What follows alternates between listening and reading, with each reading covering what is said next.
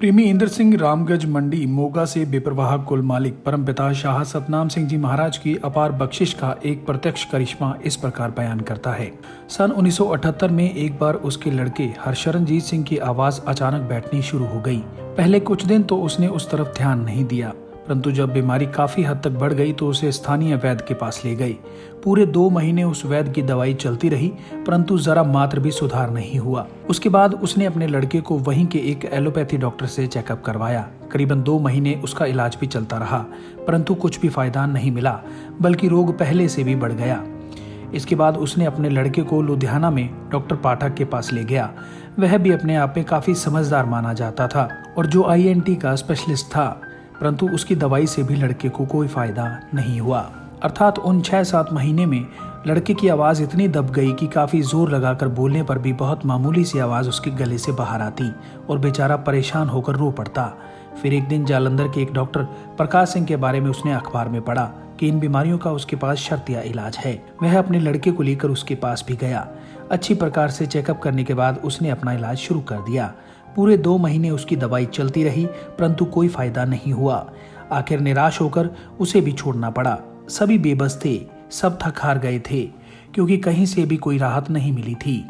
लड़के की दिन प्रतिदिन बढ़ रही बीमारी को देखकर उसका सारा परिवार बहुत उदास हो गया, क्योंकि जहां और जिस डॉक्टर का कोई नाम लेता, फला डॉक्टर बहुत योग्य है, उसकी दवाई से अनेकों मरीज ठीक हुए हैं, आदि आदि, वह ऐसी प्रशंसा सुनकर अपने लड़के को उसके पास तुरंत ले जाता। महीना 2 महीने उसकी दवाई खाने पर जब कोई फायदा नहीं पहुंचा तो निराश होकर फिर घर बैठ गया। इस प्रकार करते करते कई महीने बीत गए। तब तक लड़के की बीमारी काफी हद तक बढ़ गई, यानी उसकी आवाज लगभग बंद हो गई। प्रेमी इंदर की एक लड़की नर्सिंग सिस्टर थी। एक दिन वह अपने भाई तथा उसकी सभी रिपोर्टों को लेकर डॉक्टर के पास गई। डॉक्टर साहिबानों की रिपोर्ट तथा उनके द्वारा दी जाने वाली दवाइयों को देखकर डॉक्टर हैरान हो गया और कहने लगा कि मैं हैरान हूँ कि मरीज को ये दवा दी जा रही है, इससे अब तक तो इसे ठीक हो जाना चाहिए था। कुदरत का ही कोई खेल है, समझ में नहीं आता। उसने यह भी बताया कि इस लड़के पर बीमारी के 2 अटैक हो चुके हैं और तीसरा अटैक होने पर इसकी आवाज़ बिल्कुल ख़त्म हो जाएगी। ईश्वर ही कोई दया में रहमत करे तो करे। डॉक्टरी इलाज तो बस यहीं तक था। डॉक्टर की उपरोक्त बातें तब तक उसके परिवार को मालूम हो चुकी थी, क्योंकि इतनी कोशिश लगातार करने पर भी लड़के का रोग कम होने की बजाय और बढ़ रहा था। आखिर उसने अपने सर्व सामर्थ्य सदगुरु मेहरबान दाता परमपिता शाह सतनाम सिंह जी महाराज के नाम का सहारा लिया। उन लोगों को पक्का निश्चय हो गया था कि अब उनका बच्चा सदगुरु जी की कृपा दृष्टि से ही ठीक हो सकता है।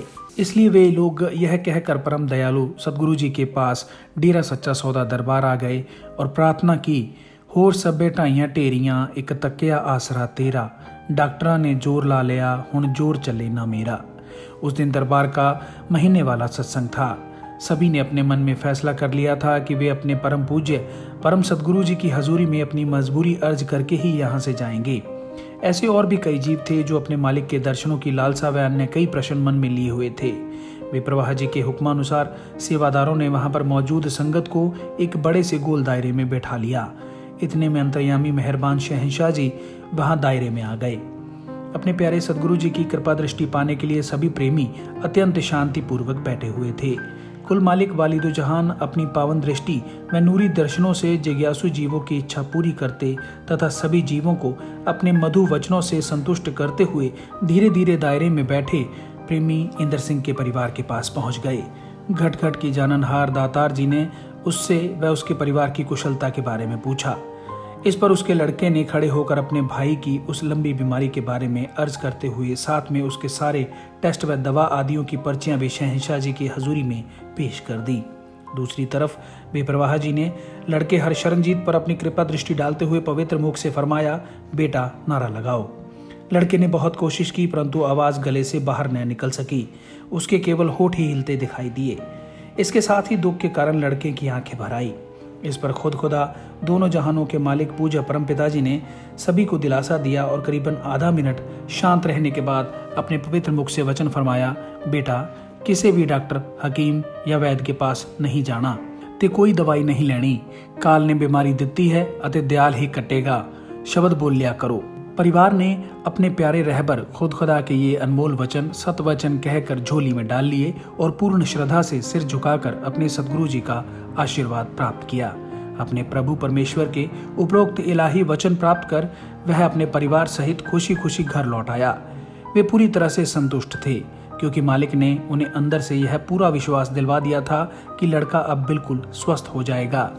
घर पहुंचकर उन्होंने सभी दवाइयां बंद कर दी और हुक्मानुसार शब्द बोलने का अभ्यास करवाते रहे। 1 महीने तक बेपरवाह जी की कृपा से वह बच्चा बिल्कुल स्वस्थ हो गया। वही लड़का जो कुछ दिन पहले तक पूरा जोर लगाने पर भी एक अक्षर नहीं बोल पाता था, आवाज उसके गले में ही अटक कर रह जाती थी, केवल होंठ ही हिलते और कंपन करते थे। पूज्य परमपिता जी के वचनों के अनुसार अब वह खूब ग्रंथ पढ़ने लगा, शब्द बोलने लगा और बातचीत करने लगा। मालिक तो सर्व सामर्थ हैं, वह सृष्टि का कर्ता व सभी जीव प्राणियों का आधार है। सारी प्रकृति उसी के हुक्म में है और उसके हुक्म के बिना पत्ता भी नहीं हिलता। वह उस जीव का कोई कर्म था जो काल ने उससे भुगतवाना था, लेखा लेना था। कुल मालिक जो स्वयं परमपिता शाह सतनाम सिंह जी महाराज बनकर आए, काल भी तो इन्हीं के हुक्म में है। सदगुरु तो हमेशा दयालु है, वह रहमत का समंदर है। अपने जीवों की सच्ची पुकार सुनकर वह उन पर अपनी अपार रहमत की वर्षा कर देता है। जैसा कि वह अपने लड़के की बीमारी को देखकर अत्यंत परेशान हो चुका था और आखिर अपने सदगुरु का आसरा लेकर ही बैठ गया। सच्चे पातशाह महान परोपकारी दातार जी ने उस पर रहमत बरसाते हुए एक पल में ही सारे परिवार की मुसीबत दूर कर दी। यह कुल मालिक की रहमत ही तो थी और यही प्रेमी जनों के लिए अपने सदगुरु जी का प्रत्यक्ष करिश्मा भी है। नमस्कार।